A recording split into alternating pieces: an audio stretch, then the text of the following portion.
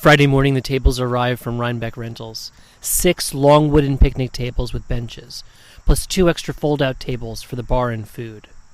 Last year we had just 5 tables for eating, and they were smaller, but the crowd this year has doubled to 40, maybe 50, if you believe the RSVPs. Brian originally wanted one long, endless table for guests, but the garden is in full bloom, and with scattered trees, we had a futz with several layouts before settling on 3 pairs of 2s that would feel comfortable with space and a community feel. We pulled the Adirondack chairs around for more casual seating, and picked up another folding table at Target in Kingston. The bar is in front of the goat shed, dead center of the garden and where Brian will do his toast. We spent the day power washing the deck furniture, cleaning serving trays, replacing batteries and lanterns, clipping shrubs and pulling weeds on walking paths. In a sheer panic, Brian and I had a stupid fight over how many pie cutters we needed to have. I won 5.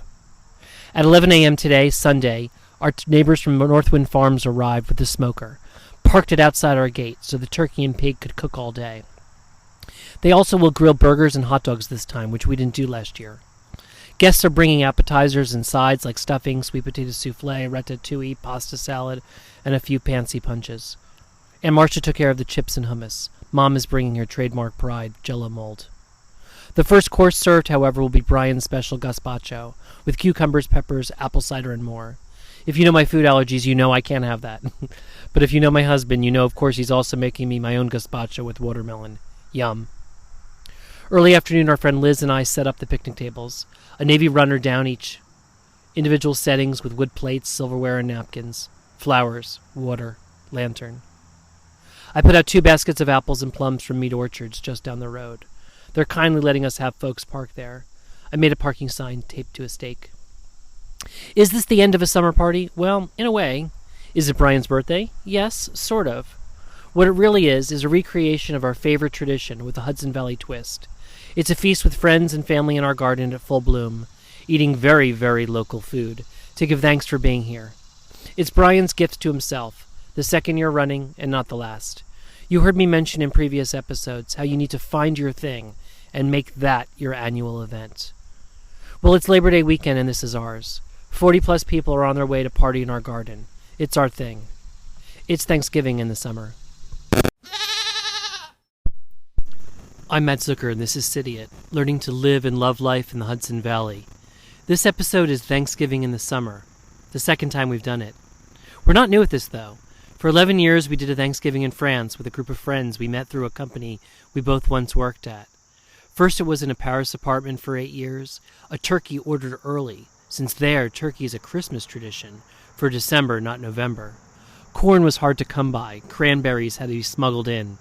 Then in later years, we held it in the countryside at a couple's farmhouse, over a long bottles of wine weekend. When the tradition ended, the couple broke up. We were lost for a year or so, trying to figure out how to get something like it back. But as we spent more time upstate, in the farm food haven that is the Hudson Valley, we realized this is the place to do it. At the end of the summer, the beginning of harvest, well, that could be a great time.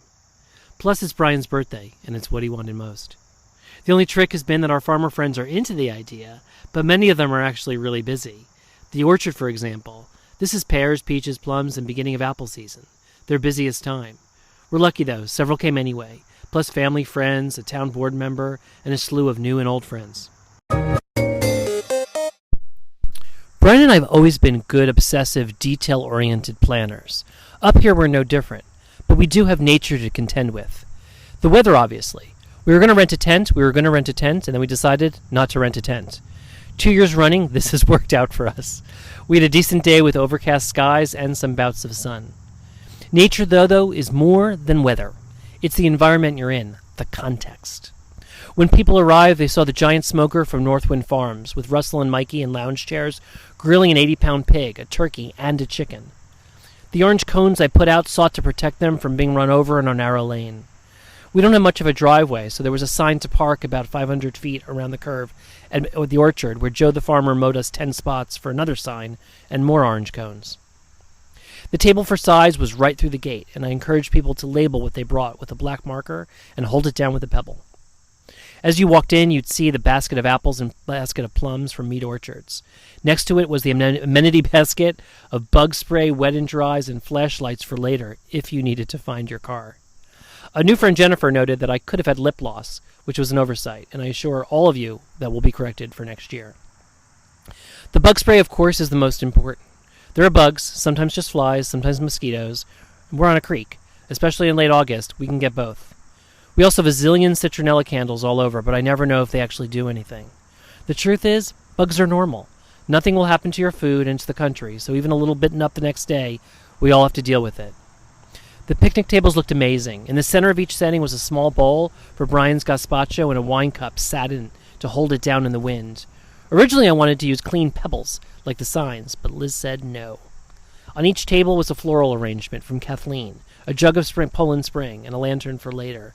It does get dark early. The bar was at the center, at the door to the goat shed.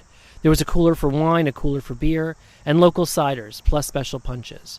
Our family friend Lisa brought 2 that are her specialty: blueberry vodka lemonade and orange bliss, a concoction of coconut and rum. Victor went all out with his Paloma's punch: tequila, grapefruit juice, lime juice, seltzer with sliced mangoes and grapefruit pieces, served with a rim of jalapeno salt. Funny note is, we didn't do Coke or Pepsi. We had ginger ale, iced tea, Fresca, seltzer, and sparkling water for kids and people who weren't drinking alcohol. But somehow it felt lighter and healthier to skip the colas that we don't drink anyway, and we certainly didn't want to get stuck with afterwards. At 5 sharp, because we are sharp, we called everyone to sit down for Brian's welcome toast. So, many years ago, when Matt and I first started dating, we went to a famous restaurant every Friday night and sat at the bar, which is not unlike our lives up here. It's a restaurant named 11 Madison Park. It's still there today. A couple of days ago, I emailed the executive chef and I asked him a question. I asked him what Thanksgiving means to him. And I got this quote back. What I love about Thanksgiving is that it's purely about getting together with friends and family and enjoying the food. It's really for everybody, and it doesn't matter where you're from. I couldn't agree more.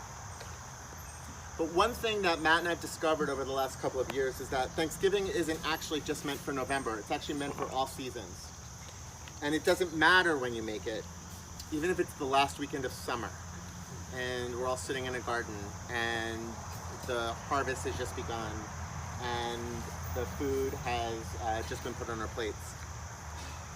And that's actually because Thanksgiving doesn't just about the recipes, and it's not just about the ingredients. It's about one single thing, and that's the idea of inclusion. And the idea that no matter who you are, where you're from, what your background is, what your interests are, what you care about, who you love, you have a seat at the table.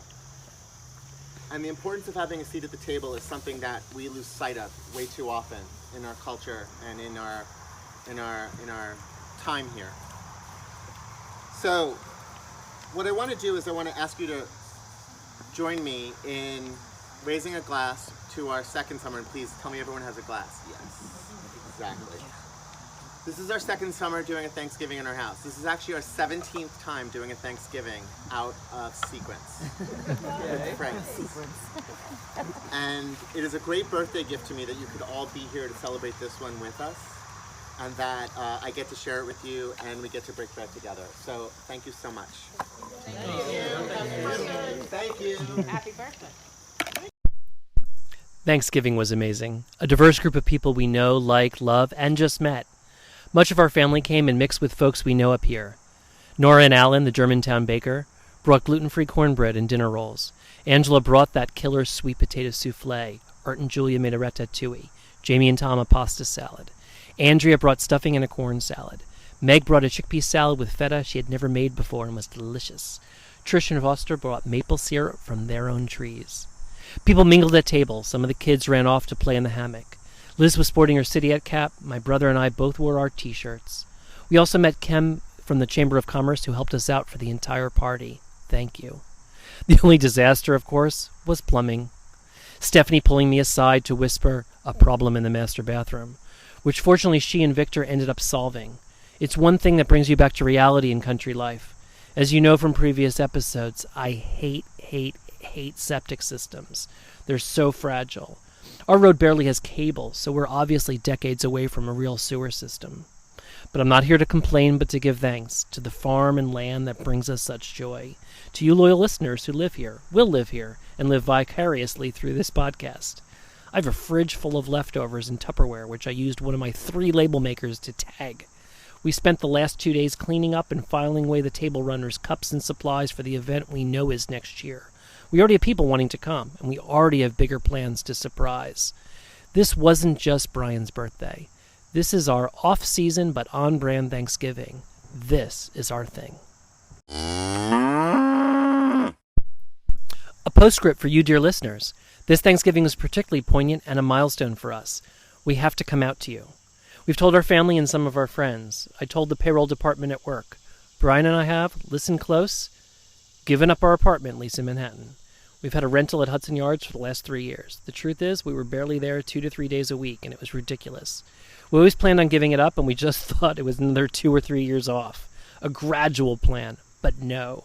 We're not going to be most-timers anymore. Starting in October, we are officially full-time. That's right, full-time. Be sure to tune in to hear more about this. Cidiot is hosted and produced by Matt Zucker in the Hudson Valley on Anchor, owned by Spotify. All turkey and kosher pig leftovers are claimed by Nora Ephron. Our website, Cidiot.com, is hosted by Radio Public, where you can find links to content, including shopping for t-shirts and trucker caps. Fall is a good time to uniform up. You may have seen photos of gear worn by St. John, musician Matt Stam, my brother John, my sister-in-law Andrea, our friend Liz, several work friends, and our highly paid supermodel and superfan, my mom Leslie. And if you'd rather run around naked as one can on a farm, at least rate us in the Apple Podcast Store and craft a pithy review. It's how people find us. Thanks for listening. Come visit.